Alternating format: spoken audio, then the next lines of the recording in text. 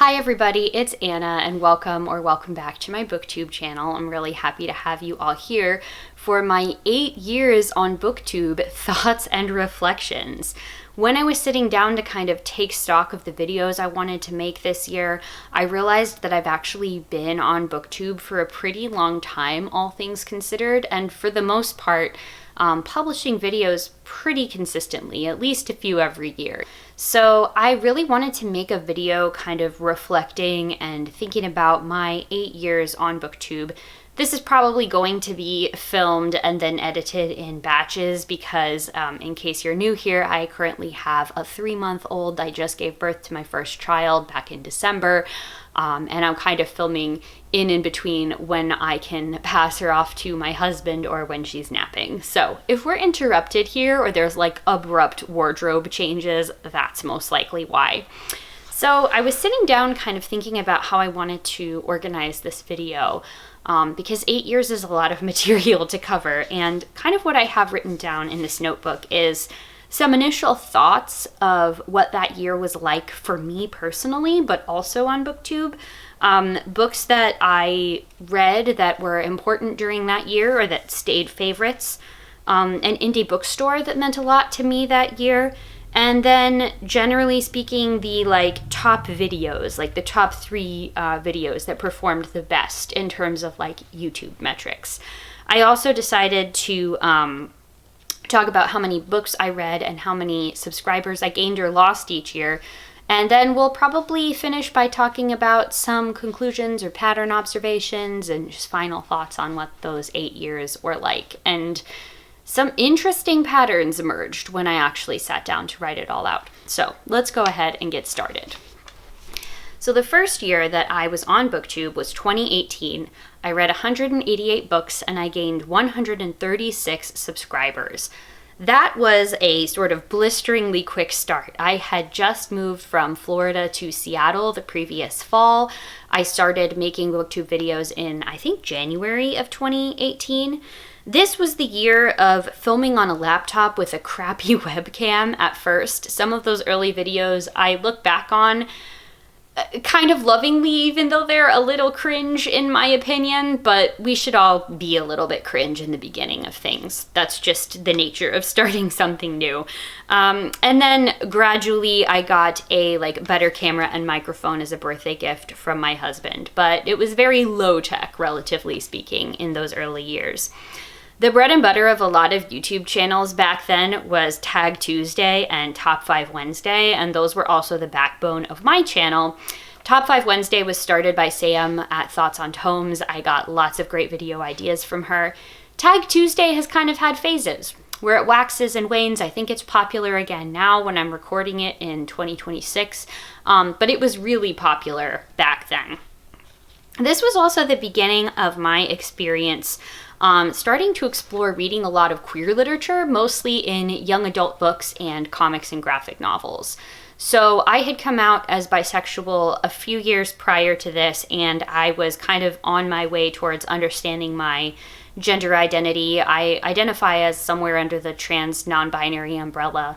Genderqueer, gender fluid are also words that I use to describe myself. But yeah, so this was something that I was starting to explore in literature and in the type of books that weren't just about how tragic and sad being a queer person is or just about coming out. So there's that. So a lot of books that were big on Booktube also became long-lasting favorites for me, notably among them the Winter Night trilogy, I think it's called. It's the one that begins with The Bear and the Nightingale, and it's written by Catherine Arden. You've seen me reread this on my channel several times if you're a longtime viewer. Little Fires Everywhere by Celeste Ng was popular. Seven Husbands of Evelyn Hugo by Taylor Jenkins Reid, and Circe and the Song of Achilles by Madeline Miller. I read all of those this year, or that year. All of them were really popular on Booktube, and I think a lot of them remain staples on Booktube. Certainly Evelyn Hugo and Circe and the Song of Achilles have stayed that way. Some of the other things that I loved, and the sort of unofficial theme is, these comic creators turned out to be transgender all along, were the Lumberjanes comics and the Tea Dragon Society by Nate Stevenson and Kay O'Neill, respectively. My copies of those books are so old that they still have those authors' original names on them. And yeah, when I got to meet Nate Stevenson at Comic-Con many years later, he kindly fixed the books for me. I also really loved reading Nicholas Eames' The Band duology. Then there is supposed to be a third book coming out, but we've been waiting on that for a really long time. That's about a merry band of adventurers that get together and basically like fight monsters in a gig economy type sort of way. It's a really fun fantasy story, and it just ticks a lot of boxes that I like.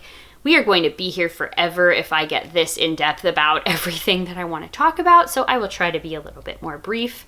I loved the Paper Girls graphic novel series and the series beginning The Tiger's Daughter by Kay Arsenault Rivera. Thanks again to Sam from Thoughts on Tomes for cluing me into that. Really love that series. This was also the year that I read for the first time the Name of the Wind books by Patrick Rothfuss, which I probably will never finish that series anymore. Those books did not hold up upon rereading. It was also the first time that I read The Left Hand of Darkness and the beginning of the Wizard of Earthsea series by Ursula K. Le Guin. She has become one of my favorite authors of all time, and I have reread those books quite a few times since starting this channel, but that marked the very beginning. So an indie bookstore that meant a lot to me this year was Elliott Bay Book Company in Seattle, Washington. I used to live really close to this bookstore. I used to work there seasonally as a gift wrapper during the holiday season, and I think that this might be my favorite indie bookshop of all time. I don't know. It's really hard to choose one, but Elliott Bay is basically like a wonderland for an independent bookstore. The top 3 videos for me that performed the best were the LGBTQIA+ book tag, which I think is still the top performing video of mine on my channel, my Booktubeathon TBR, and the Booktube newbie tag. Again, the newbie tag, still such a big part of it. I read Booktubeathon doesn't happen anymore, and I gained 202 subscribers. Yeah, that was a really big event channel for that back in my top performing videos were the LGBTQIA+ book tag, a music cover, actually, of Jenny of Old Stones, which is a song from Game of Thrones, the television show, and the announcement for the first ever round of the Disability Readathon, which I cannot believe began back in 2019. This was the year that I started making my Geekly wrap-ups, so instead of just wrapping up the books that I read each week, I was also wrapping up things like the board games I played, or news that I had about tabletop RPGs or video games that I was spending a lot of time with. I did so many readathons this year that I kind of look back and I'm just like, I had so much time on my hands.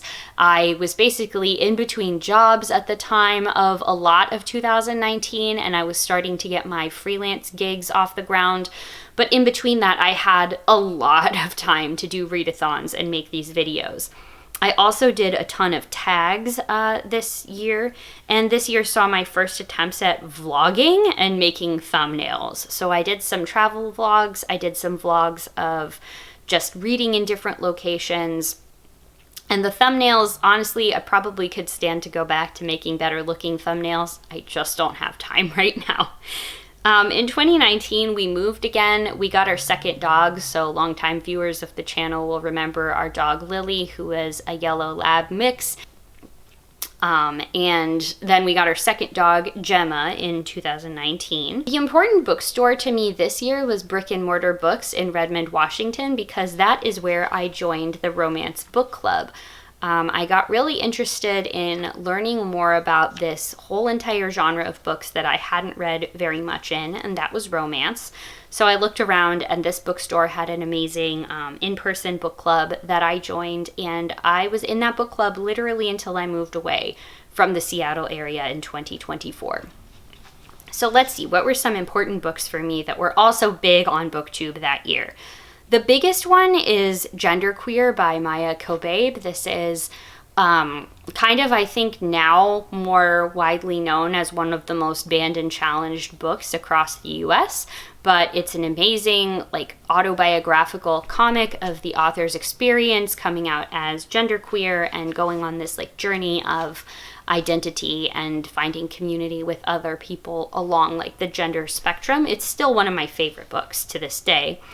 Red, White, and Royal Blue by Casey McQuiston. I feel like that's a book I don't hear a lot of people talk about anymore, but it was huge at the time. The Poppy War by R.F. Kuang, which I read, didn't particularly care for. Daisy Jones and the Six by Taylor Jenkins Reid. That one I think does still get read a lot. This was before the audiobook existed. I've heard the audiobook is great, but I read it back in paperback. The books that were super important to me, or like bookish moments important to me at the time, this is the year that I started reading Becky Chambers' series, which is wild to me that there was a time in my reading life that I didn't have these books.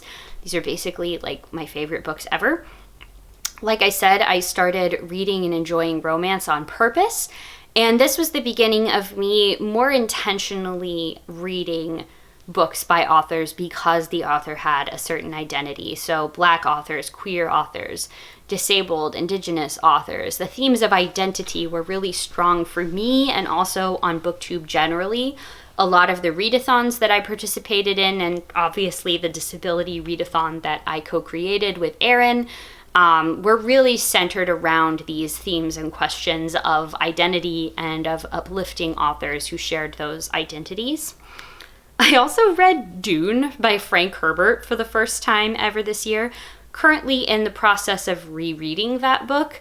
Again, it really is one of those tricky classics for me. It's a great book, but it also just has so many issues that if it weren't an older book, I wouldn't have stuck with reading it. Like, the sexism is so egregious even for the time that it's just tough to read even now. But still a masterpiece, I think.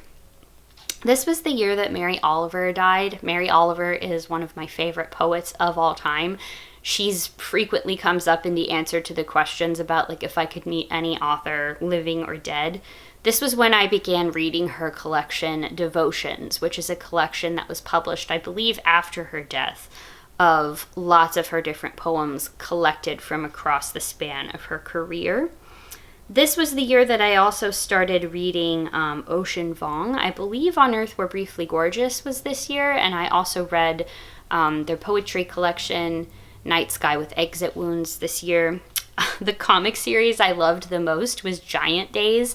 That was so much fun. I read like all of those in a year or two, and it follows these university friends. There are these three young women who become friends at their university and just kind of go through typical like young adult type stories and adventures, and that was just such a fun series to read. This was also the year that I read another book that would become a favorite, a hit classic, incredible, and that's The Last Unicorn by Peter S. Beagle. I had seen the animated film as a kid, but I just like hadn't read the book until I was an adult, and the book is so much better. I really, really love the book, and I recommend it to pretty much everyone. It's one of those books that you'll enjoy regardless of how old you are, but you're also going to get more out of it each time you reread it. So read it and then read it again, periodically. Moving right along to 2020, a little thing called the pandemic happened that year. That year I read 180 books and gained 225 subscribers to the channel. My top videos, again, were the LGBTQIA+ tag, a video that I made called Being White on Booktube that was kind of a response to a lot of the Booktube specific discussions that were happening surrounding the police murders of Breonna Taylor and George Floyd, and a book roast of a Little Women graphic novel. So, like I said, a little thing called the pandemic happened this year. This kind of ground everything to a halt. I was living near Seattle at the time, and we were the epicenter of the pandemic very briefly before New York City overtook us in terms of case numbers. But my geekly wrap-ups that I was making also kind of became a record of our time in quarantine, starting with our self-isolation that we just decided to do because we could and because my husband's job moved very quickly to remote only, and then the sort of government-imposed quarantine and then gradual like reopening according to phases. So if you go back and watch any of my videos from that time ago, just such a long time ago relative to how long I'd been doing Booktube videos, you'll see that the titles are also a record of what stage of our pandemic like closure and reopening we're at. There was a lot of booktube reckoning with racism that particular year, like I said, because of the George Floyd protests in particular. There were a lot of promises of accountability and then a lot of pitfalls that fell through.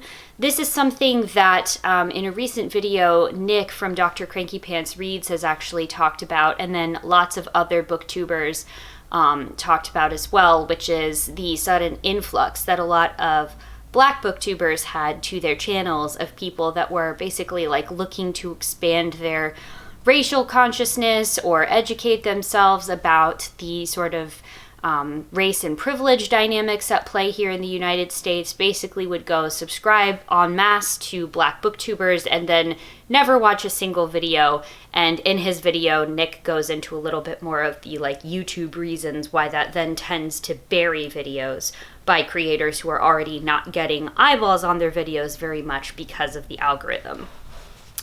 This was the year where I also realized why I don't like to post strictly negative videos anymore.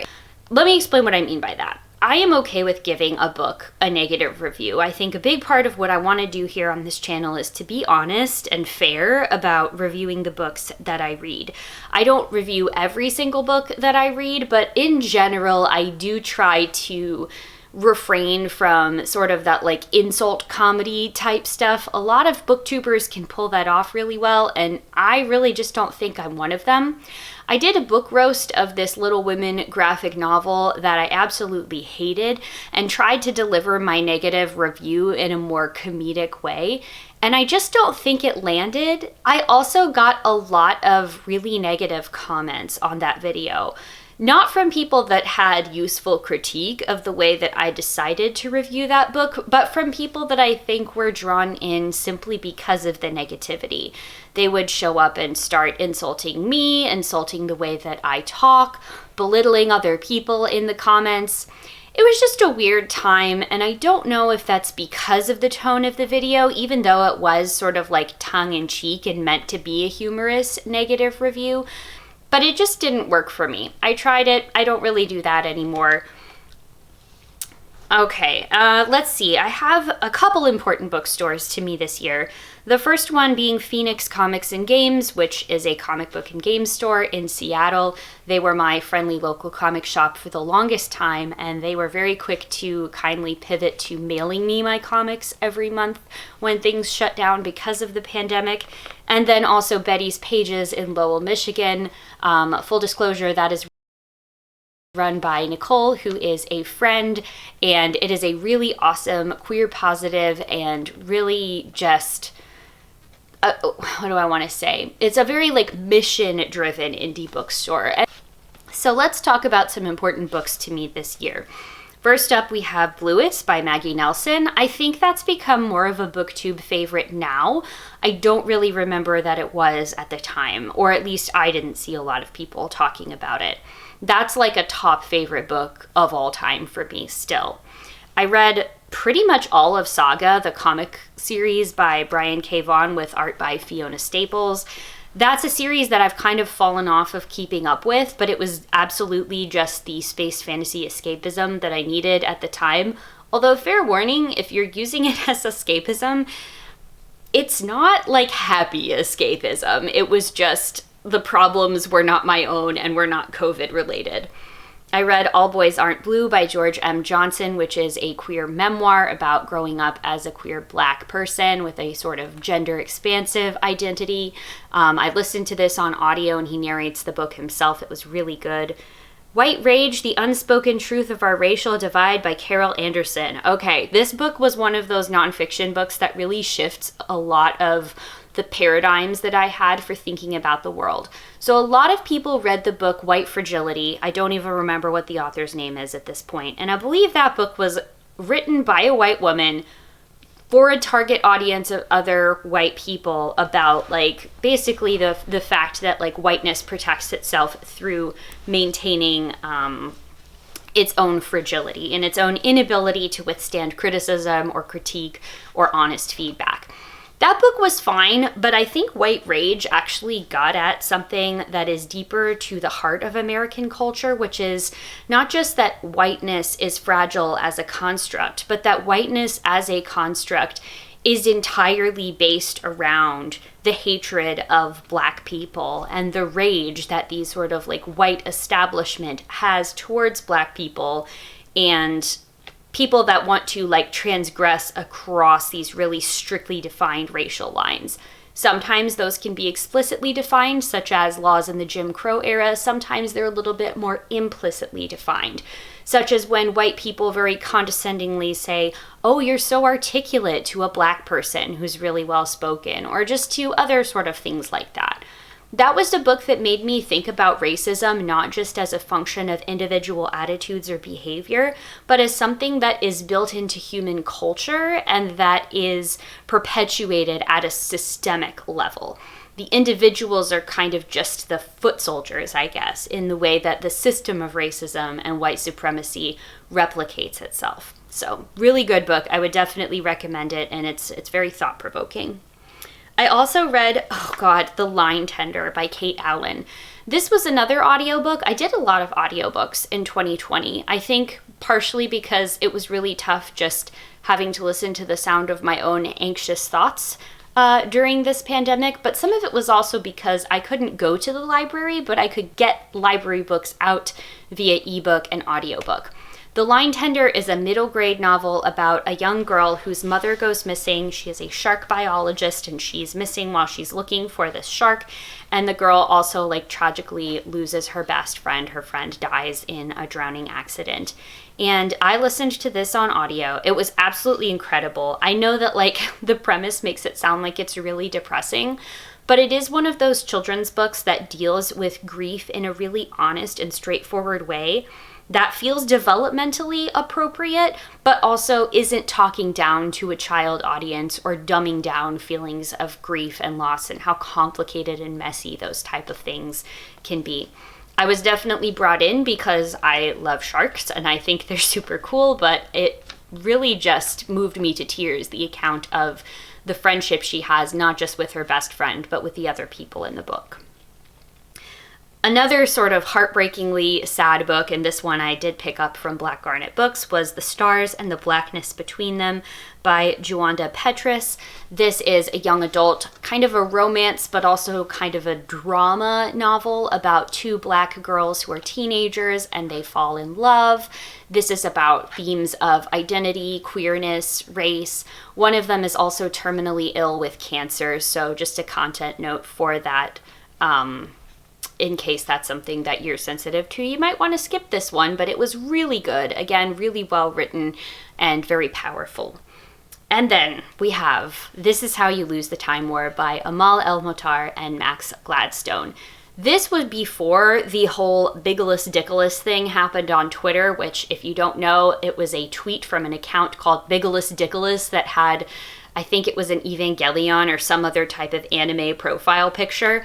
Basically some anonymous shitpost type account posted something about this book, This Is How You Lose the Time War, and that was when it really took off. I think that happened in 2022, so I was there before it was cool, but this is one of my all-time favorite books, and it really became a great favorite of Booktube some years later. All right, moving on to 2021. In this year, I read 102 books, and I lost 15 subscribers. Up until this point, my channel has been growing at a clip of about 200 subscribers a year. You'll see a trend from this year onward that I just tend to lose or plateau subscribers. My top videos in 2021 were the Little Women Book Roast, the LGBTQIA+ book tag, and a book review of a book called Iola Leroy. That is the first novel by a Black American woman. It's written during the 1860s, 70s, post-Civil War era. I read it, I think, as a Project Gutenberg ebook because I was trying to fulfill a goal that I had had the previous couple years of reading 30 books by Black authors. I was looking for some early examples of books by Black authors in American literature, and that's why I picked this one up, and I really liked it a lot. So the pandemic continued. We adapted to a lot of the changes that happened because of that. My romance book club that I attended at Brick and Mortar Books in Redmond, Washington went online and virtual for a little while. This was also the year that the vaccine came out and things started to open back up again. This probably is a your mileage may vary situation depending on where you lived, but at least for me, we had like phases that were rolled out in terms of where we were allowed to go and how frequently and what sort of establishments were allowed to be open and for how long. So we were starting to kind of go out and do things specifically with like masks on and in completely reduced numbers. So things weren't quote unquote back to normal yet. That's such a loaded term, but you know, people acting like it was before the pandemic anyway. This year, I reread a ton of Tamora Pierce books. She was one of my favorite authors from when I was a kid. She writes a lot of novels for children about like strong girls and strong young women going on adventures and doing cool things in a fantasy setting. This is also the year that I got published. Some of my poetry was published in an anthology called Collective Verses. It was published by Storytelling Collective. They are an organization that does an April Daily Poem Writing Challenge for National Poetry Month, which is April in the US, and I had 3 of my poems anthologized that year. That was the year that I also started publishing some of my own tabletop RPGs. So I've talked about this a little bit before on my channel, but I was working as a game designer at the time, and this was the year that I had some freelance work published and also started my own business with my best friend to publish those games. My important indie bookstore of this year was the Book Loft in Columbus, Ohio. This is still one of my favorite bookstores, and I had been to it before the pandemic, but it was really the first like trip I had gone on since the pandemic began, was back to the East Coast to visit family and friends. Stopped off in Ohio to visit a couple of friends who were there, and we all went to the Book Loft together. Had an amazing time. If you are ever in Columbus, do yourself a favor and check it out. I absolutely love it there. Some important books to me that year: Being Seen by Elsa Hunnesson, which is her memoir of being a deaf-blind woman extraordinaire who changes the world. The Story of Silence by Alex Myers, which is a novel about a knight who's transgender based off of an actual piece of medieval literature. Anna on the Edge by A.J. Sass. This is a middle grade novel about a young kiddo who is a figure skater who is coming to terms with their non-binary identity and trying to figure out where that means there's a place for them within the highly gendered world of competitive figure skating. This was the year that I started reading the Witch Hat Atelier manga, which is now up to its 14th volume. I have it on my nightstand right over there. It's a story of friendship, witches, and magic based around writing, drawing, stationery. Absolutely love that series. I read, I guess, my popular booktube book, The Body Keeps the Score by Bessel van der Kolk. I still don't remember how I found out about this book, but I did this year and I read it. It was really enlightening to me. So sorry, I just got interrupted because my daughter woke up, but I'm back now. Let's see. Oh yes, I also read this year the new Beowulf translation by Maria Davena Headley. This was a book that I actually took with me on the road trip that I took to see my family and friends after getting the COVID shot. It was really wonderful. I read this camping in an Airstream on a farm in Lockport, New York. It was really awesome. It was just such a vibe and one of my most treasured memories of that trip. I read Little Blue Encyclopedia for Vivian by Hazel Jane Plant. I think this is going to be a classic trans novel. I found this quite randomly at Elliott Bay Book Company. I think at the first trip to a bookstore that I had gone on since the pandemic shut everything down. And this is a fantastic novel about a woman who starts making an encyclopedia for her lost love based off of the shared language and vocabulary of this television show that her lover really enjoyed. So good, very tender, very heartbreaking. And then I also read, this was a gift from my best friend actually, We by Yevgeny Zamyatin. This is a classic novel that I had never read, translated from Russian, and it is about the importance of free thought in an authoritarian regime, and it was really, really good. Okay, we are now on the third try, I think, the third installment of me filming this. So let's see if we can get back up to the present day in one day. Let's try it. Okay, so where we last left off, it was 2022. In this year, I read 202 books and I gained 14 new subscribers. My top videos were my disability readathon announcement for that year, my review of Iola Leroy, which I talked about in the 2021 section, and the 16 books that stuck with me in 2022. So this was kind of the beginning of me starting to shift more towards books that stuck with me, either for better or for worse throughout the year, as opposed to doing stuff like the mid-year book freakout tag or the wrap-ups that I had been doing. I was also beginning to think really deeply about the Booktube is dead discourse, which has shown up in one form or another pretty reliably every 2-3 years or so, as Booktube kind of goes through a life cycle where a lot of channels that used to post a lot quit posting. Usually this coincides with a massive change in the YouTube algorithm and the kind of stuff that it prioritizes. And I really started thinking deeply about what it means to me to be making videos about books, which is a really small niche on a platform that is rapidly being eclipsed by stuff like TikTok or other short form video type websites. This year, I also started watching and making a lot more casual reading vlogs. I don't know that I would necessarily go back to that now, just because the cadence of my life is really different, and since I'm not posting about my daughter online really, that most of what I do during the day is taking care of her. But at the time, I had a more flexible schedule. I had started a new job teaching at a botanical garden. I was teaching outdoor preschool and school field trips and stuff. So I had a pretty flexible schedule where I would be working in the mornings and early afternoons, and then I would be able to just reading vlog or vlog what I was doing for the rest of the day. That was really fun. It was a good creative challenge for me. All right, let's see. The bookstore that was really important to me this year was Lyrical Ballad, which is an indie bookshop in Saratoga, New York.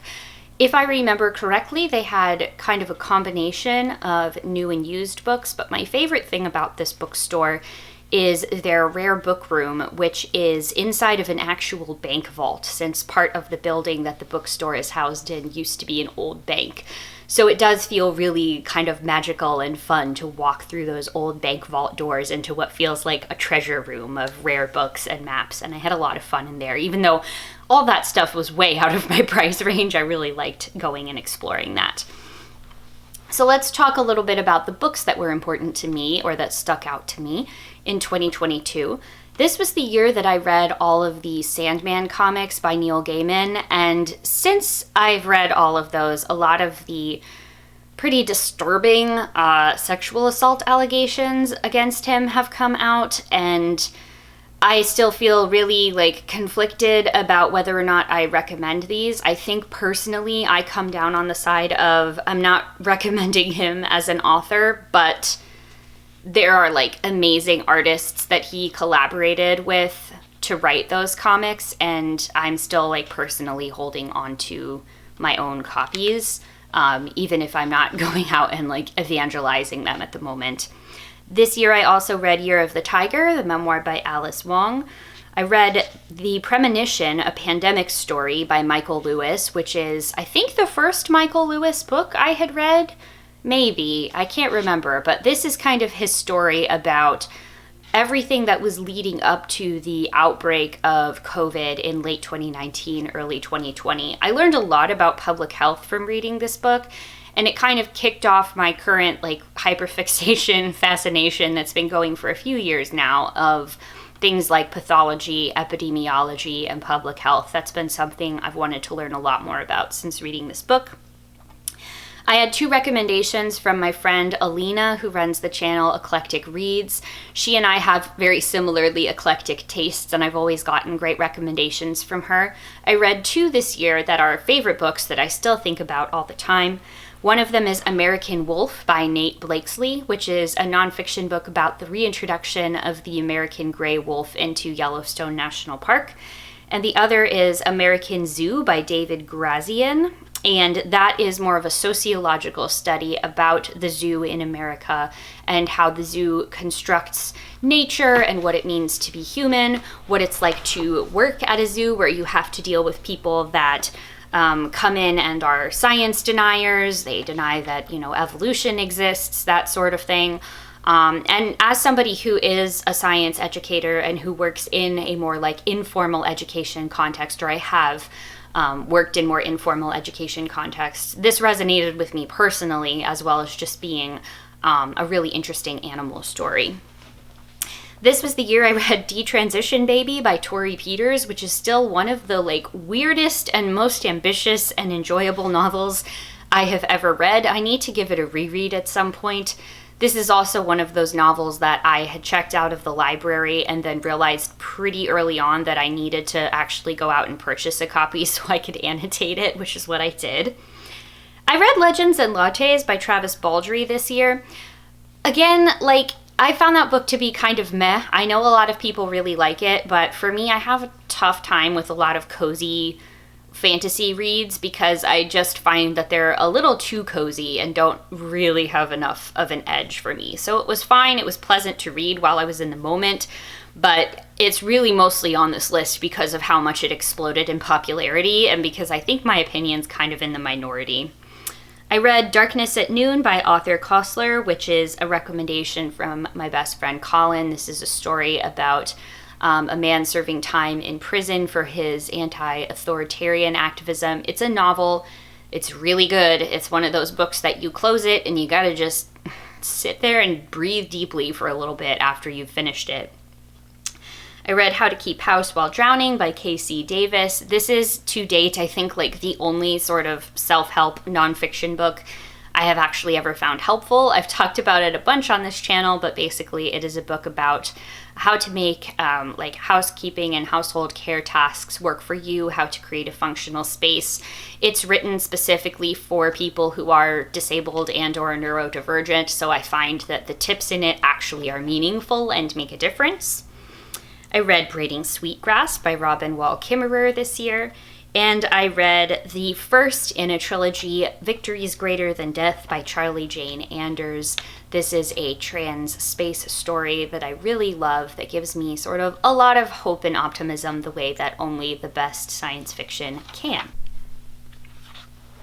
Moving right along to 2023, this year I read 174 books and I lost 12 subscribers. My top videos this year was one entitled, Is Booktube Right For Me Anymore?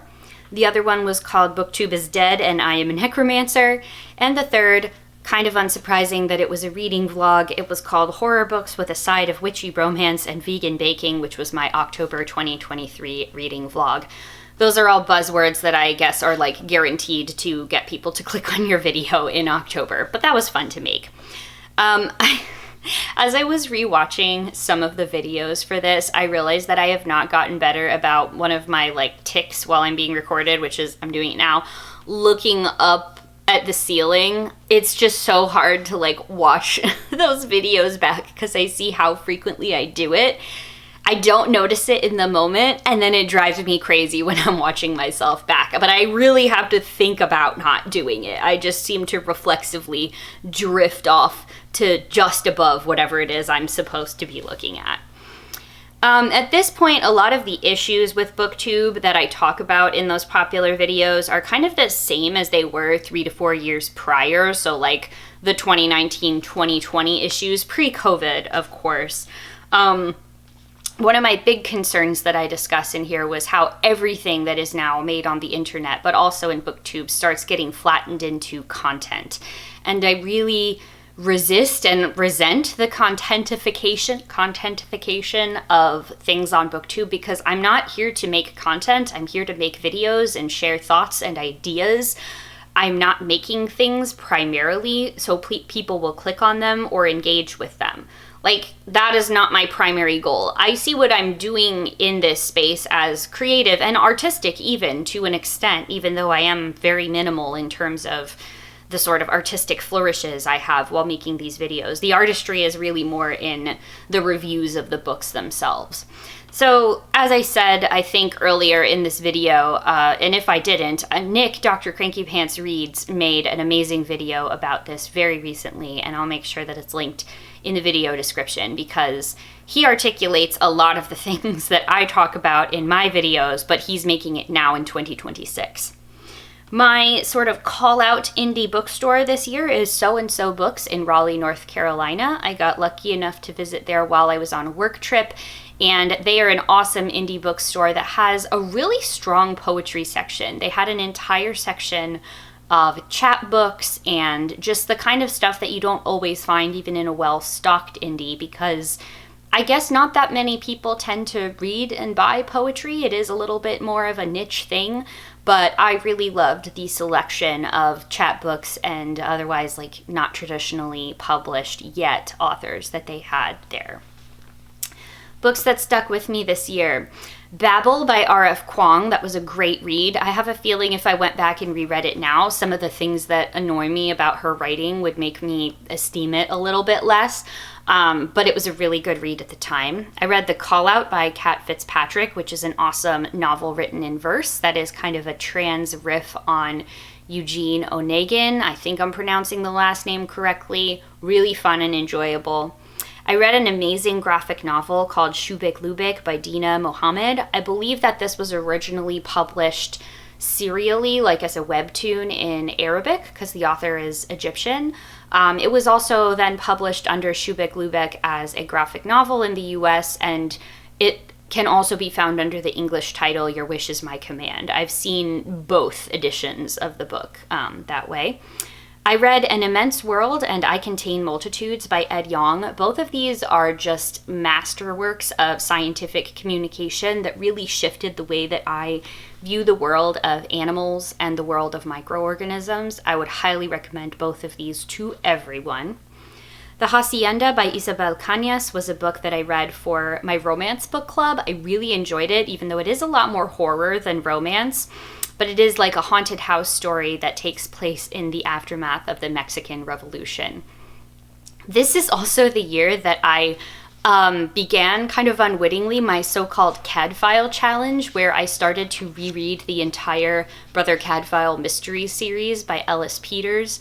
If you've been watching my channel, you'll know, but just in case you don't, this is a historical mystery series that takes place in the medieval anarchy period in English history, and it follows our sleuth Brother Cadfile, who is a monk that has to solve various mysteries. There's something like 24 books in the series, and I think it took me 2 years, or 2 or 3 years, but I did read all of them.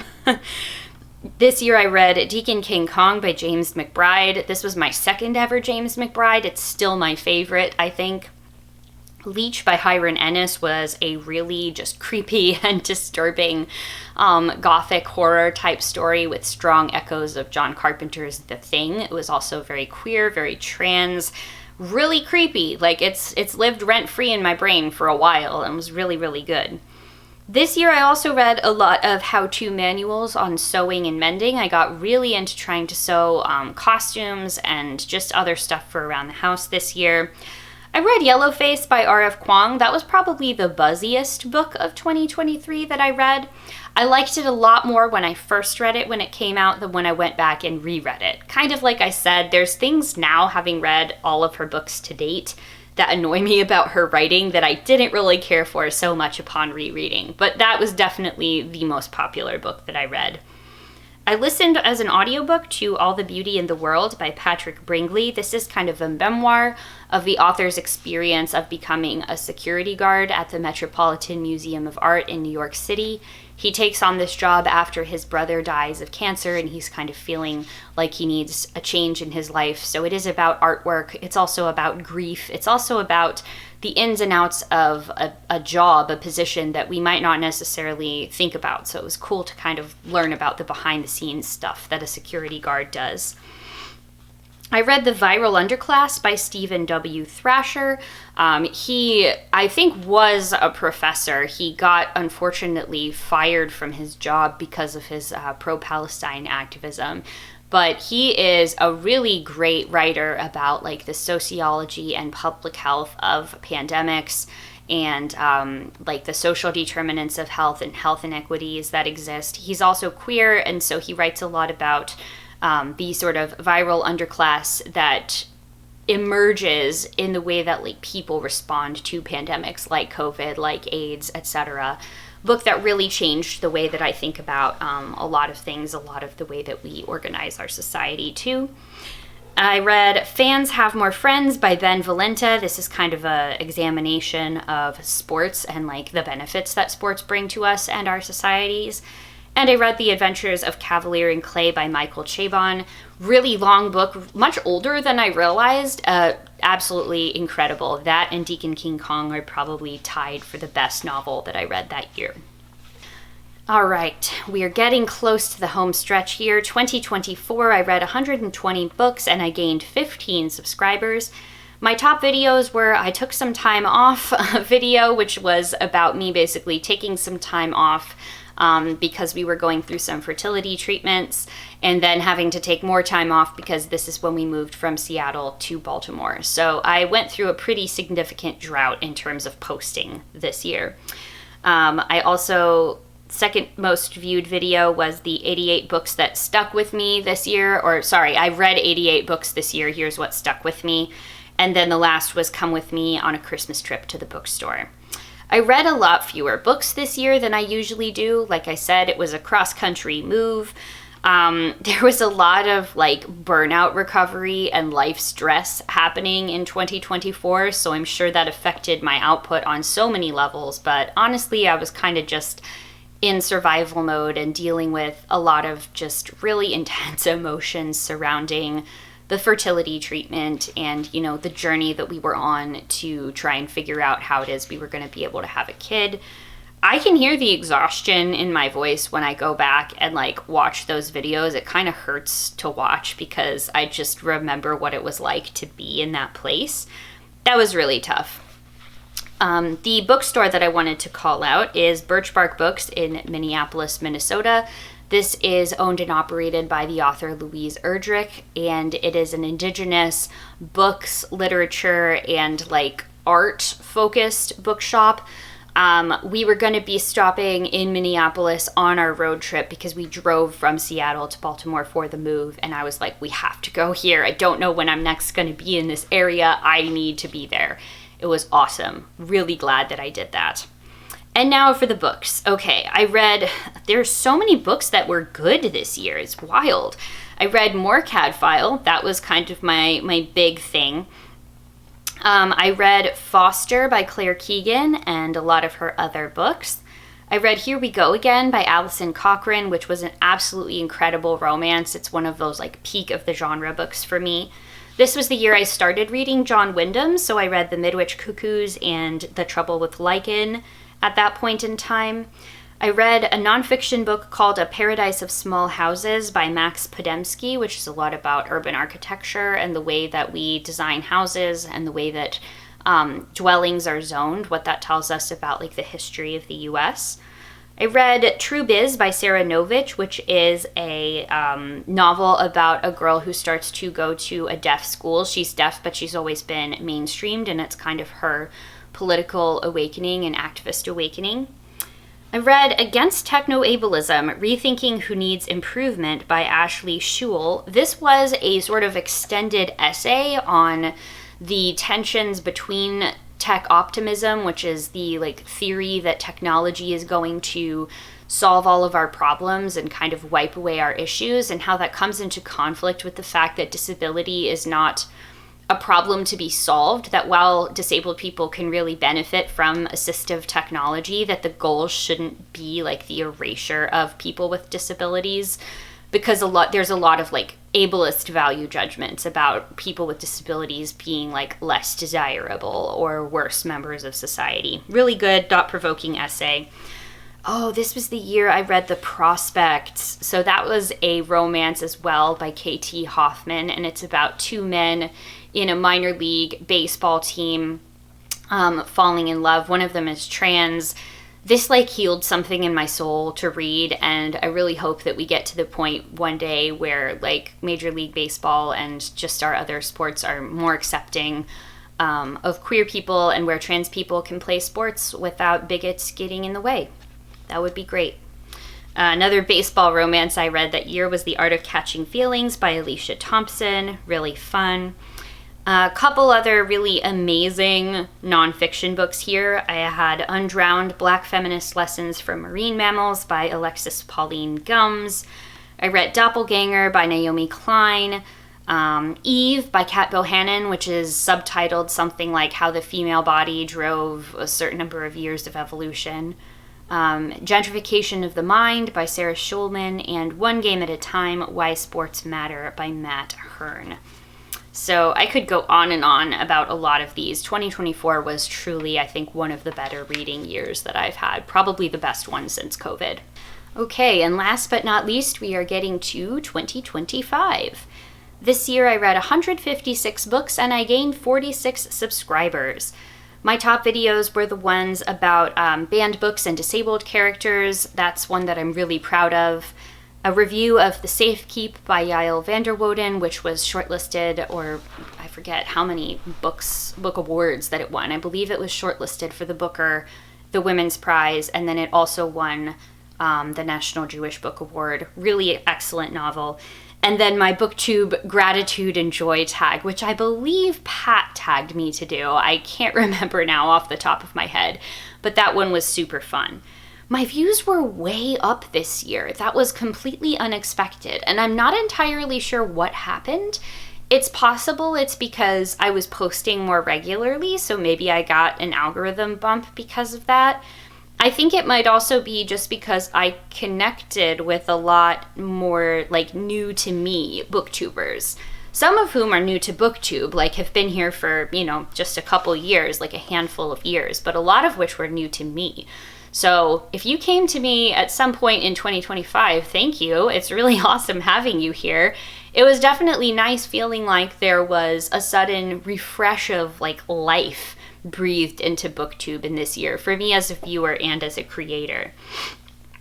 I also spent most of this year pregnant with my daughter, who is now 4 months old. So I did a lot of like sitting and reading or playing video games towards the end of my pregnancy because I wasn't really able to be very mobile. I was dealing with a lot of really significant pelvic pain. So it was a lot of just laying down, resting, and reading. It was like Victorian convalescence in a way, I guess.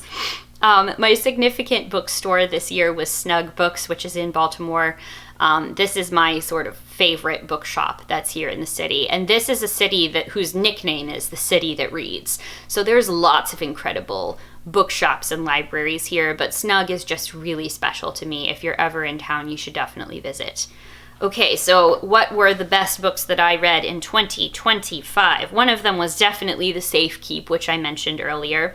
But I think my absolute favorite book of the year was Under the Sea Wind by Rachel Carson.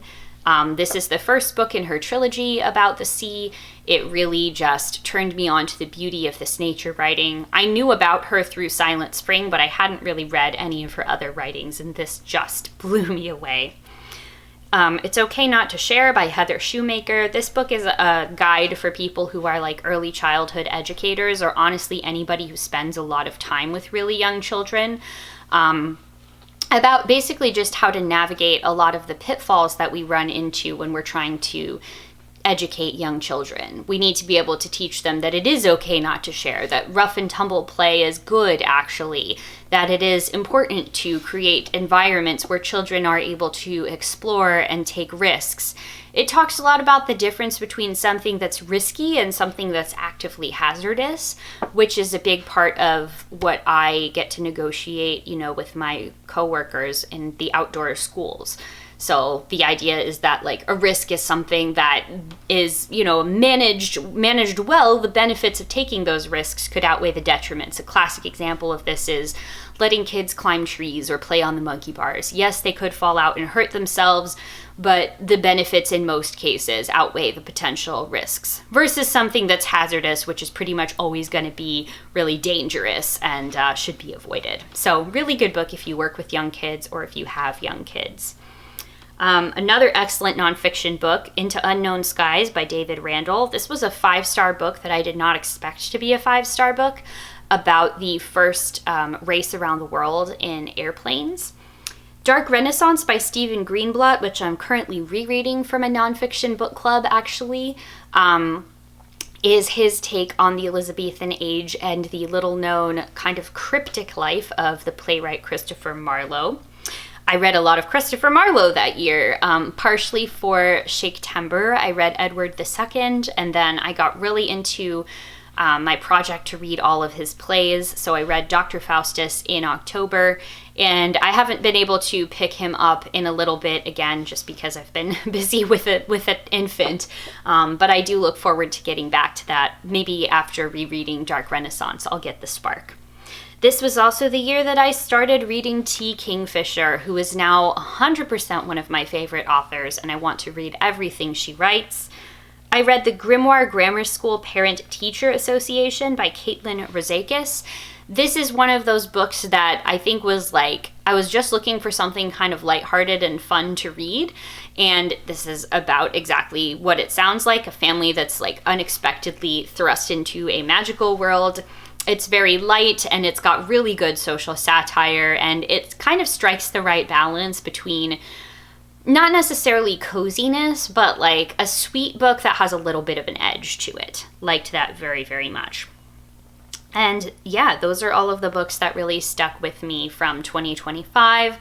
Obviously, the tail end of that year, I wasn't doing like a whole ton of Booktube posting, but to all of you that came and just started watching and like tagging me in tags and leaving comments, thank you so much for that, because as I go through like filming my reactions to every year, I didn't realize like just how not like insecure, but really down I felt about posting on Booktube. A lot of times this can really feel like shouting into the void, even though this is a really like friendly and welcoming space. People come and go, or you get buried by the algorithm, or you start to wonder, like, should I even bother posting reviews of individual books if it feels like nobody is going to watch them? A lot of people have been talking about kind of the disconnect between the advice that you might get from channels that are already successful by YouTube standards when you are somebody that is smaller and that the algorithm like doesn't really seem to favor.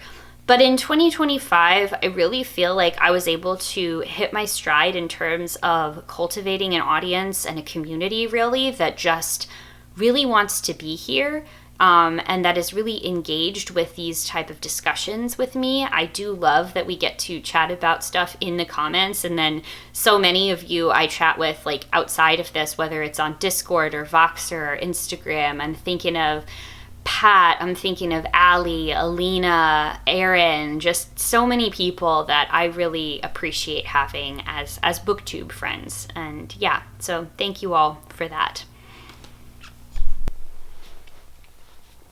Hi folks, it is now almost the end of April. I started working on filming this video at like mid-February when I started scripting it.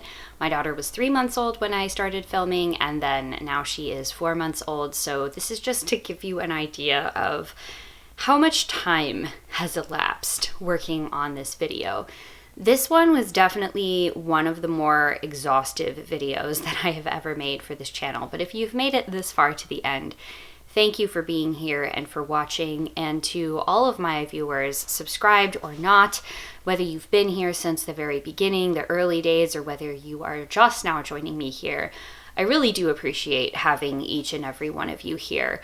I still like making Booktube videos. I have a lot of fun with it. I have a lot of fun with the friends and community that I've made here, and I intend to continue making them until I just don't enjoy doing so anymore.